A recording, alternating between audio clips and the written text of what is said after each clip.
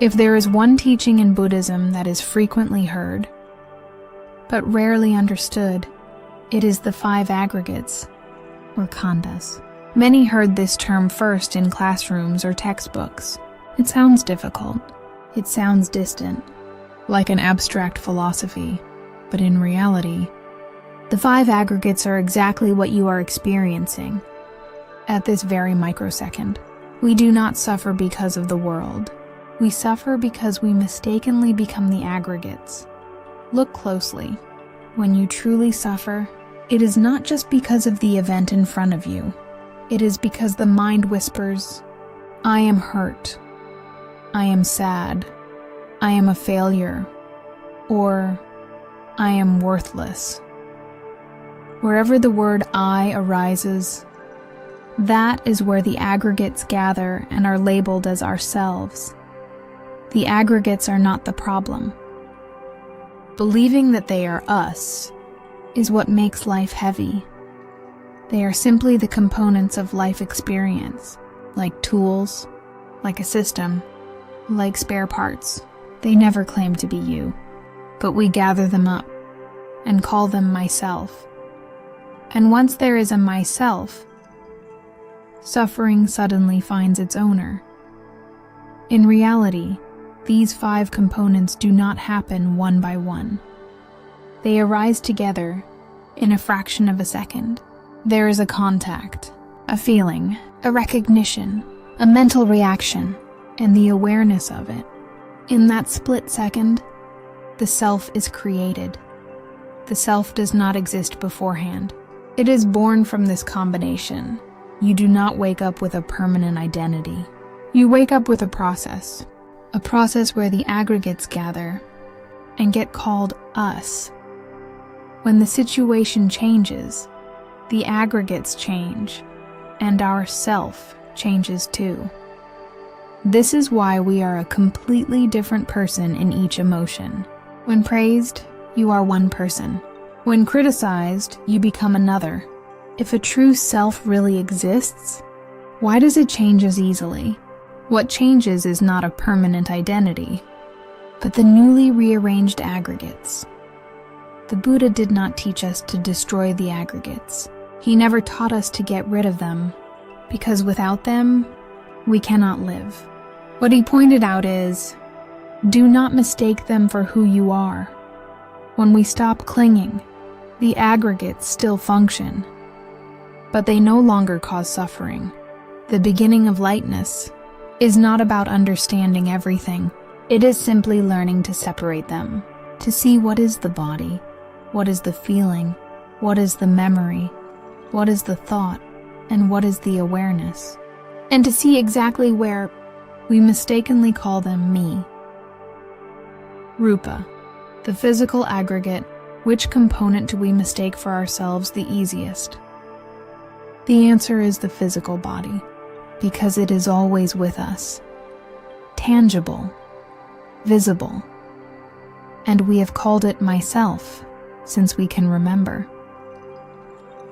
In Buddhist philosophy, the physical aggregate is not just the body. It is everything perceived through the senses. Hardness, softness, pain, tension, heat, cold, appearance, and health. All of these are constantly changing. The problem is not that the body changes. The problem is that the mind claims that change as us. The body getting old, sick, or imperfect is just nature. But the moment the mind says, "I am old. I can't take this anymore," the body instantly becomes an identity. We do not suffer because of the body, but because of the image of ourselves inside it. The Buddha never taught us to hate or reject the body. He taught us to see that the body is a vehicle, not a self. You can care for it, love it, and protect it, but you don't have to become it. The moment the physical aggregate feels lighter is not when the body gets healthier. It is the moment the mind realizes, this is a body changing, not a me falling apart. Just shifting this perspective lifts a massive burden, even if the body remains exactly the same. Vedana, the feeling aggregate. If there is one thing that drives us to react, struggle, or collapse without thinking, it is feeling. Feeling is not an emotion. It is not a thought. It is not a story. It is the raw sensation that arises instantly upon contact. There are only 3 types of feelings: pleasant, unpleasant, and neutral. That is all, but we spend our entire lives chasing them. Feeling is not the problem, but running after it is the origin of suffering. When pleasure arises, we want it to last. When pain arises, we want it gone. When it's neutral, we seek excitement. We do not suffer because of the painful feeling. We suffer because we don't want it to be there. Resisting the feeling multiplies the suffering by many times. Even pleasant feelings cause suffering if we attach to them. If the mind says, "Don't let this go," that happiness instantly becomes a burden because we carry the fear of losing it before it is even gone. In itself, a feeling has no owner. It is just comfortable, uncomfortable, or neutral. But when the mind claims, "I am hurt, I am fine," the feeling is weaponized into an identity. To see a feeling means not to interfere with it, to know pleasure without excitement, to know pain without hatred, to know neutrality without seeking more. A feeling that is simply observed will dissolve much faster than you think. Sana, the memory and recognition aggregate. If the body is the form and feeling is the sensation, Sana is the one that labels the world. It is not just memory, it is immediate interpretation. It is the mind's ability to recognize, translate, and put a sticker on everything that passes by. For example, someone looks at us. Sana instantly whispers, "They don't like me. They are judging me." The truth is, we have no idea what they are thinking, but the mind uses old data to judge the present moment and calls it reality. We do not suffer because of the new event. We suffer because the old memory is triggered. Many times the situation in front of us is not heavy, but it feels heavy because the mind drags back past images, past emotions, and past pain. We are not living in the present. We are living in a replayed memory. Sana does not just label the world. It labels who we are. I am this kind of person. I am not good at this. I am a failure. These definitions do not come from the present reality. They come from past labels. The Buddha never taught us to erase the past or delete memories. He taught us to see that memory is a tool, not who we are. Use it, but do not blindly believe it. Sankhara, the mental formations aggregate. If Sana labels the world, Sankhara is the one that takes that label and spins a narrative around it. And the story rarely ends easily. Sankhara is not just thought. It is the driving force behind the thought. The urge to want, to reject, to fix, to escape, and to control. The mechanism is incredibly fast. Contact happens. Sana labels it. Sankhara instantly starts brewing. If Sana says, "They are ignoring me," Sankhara immediately adds, "I must prove myself. I must defend," or "I must pull away before I get hurt." All of this happens before reality even has a chance to appear. We do not suffer because we think. We suffer because we cannot stop thinking. One round of thought doesn't exhaust us, but the endless cycles of mental reactions do. Sankhara loves to use the word must. I must understand. I must not fail. I must be better. The word must is the signal that the mind is racing. And when it races, it can never rest. Why does trying to stop thinking make it heavier? Because trying to stop becomes a new job for Sankara. I must be still. I must succeed spiritually. Buddhism does not teach us to stop mental formations. It teaches us to be aware of the brewing. When the mind simply observes the story without fighting it, the reaction loses its power. A mental formation that is seen will naturally calm down. Vijnana, the consciousness aggregate, if there is one component we desperately believe is our true self, it is consciousness, or Vijnana. In Buddhism, consciousness is not a mysterious soul floating around. It is simply the act of awareness, the knowing of what is happening. That is all. Thought arises, feeling arises, memory labels, reaction brews, and simultaneously there is the awareness of these events. That awareness is consciousness. It does not speak, it does not judge, it does not plan, but it is deeply mistaken as me. Consciousness does not exist on its own. It arises because there is an object to be known. Without sight, sound, thought, or feeling, consciousness does not arise. Why does it look so much like us? Because it is present in every experience. Joy is known, suffering is known, thinking is known.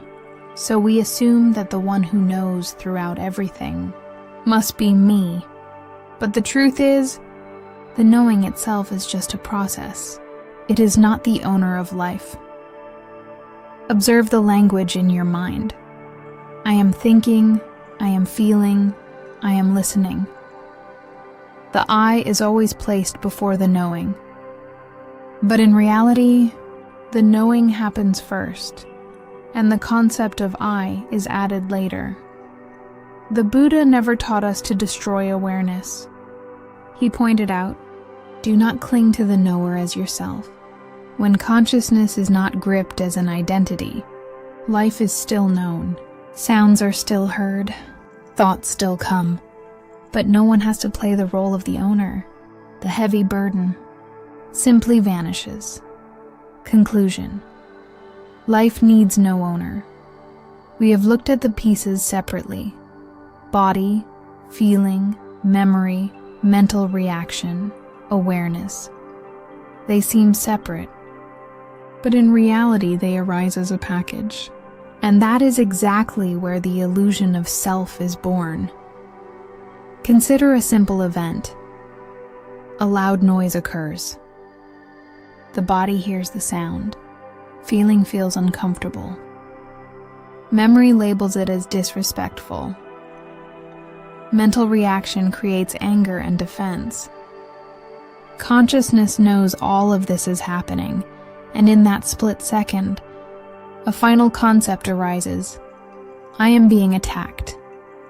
The I is not in the sound, not in the feeling, not in the thought. It is born from gathering all these pieces and naming them me. But if you look closely, is there any piece that stays permanent? The body changes, feelings fluctuate, memories fail, thoughts never stop, awareness arises and falls. If nothing is constant, where is the constant you? What disappears is not life, but the owner of life. When you see the aggregates functioning together, the feeling that someone must be responsible for everything all the time begins to fade. Events still happen, decisions must still be made, but no one has to carry the weight of the entire world on their chest. This lightness doesn't feel miraculous. It is a quiet lightness. Things happen, but they don't drag the mind down. Emotions come, but you don't have to become them. Thoughts exist, but you don't have to believe them all. This is the result of seeing the aggregates. It is not about gaining anything new, but about the freedom of not having to be anything. The self does not disappear, but the necessity of the self disappears. You still use the same name. You still have your roles, your duties, and you still use the word I in conversation. But the word I no longer has to carry everything. It becomes just a tool for communication, not the center of suffering. What we have feared all along is not the absence of self. We fear that without a self, no one will control our lives. But when we truly see the aggregates, we discover that life never needed an owner. It only needs natural causes and conditions to unfold. Seeing the 5 aggregates does not remove us from the world. It removes us from carrying the entire world alone. And just like that, the vast majority of suffering simply doesn't need to happen anymore.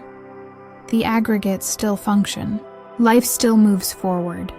But you do not have to be everything that happens. Thank you for listening to another episode of Samsaraless. To ensure you never miss our upcoming insights on life and freedom, please hit the subscribe button. Thank you for your support. And remember, you don't have to carry it all.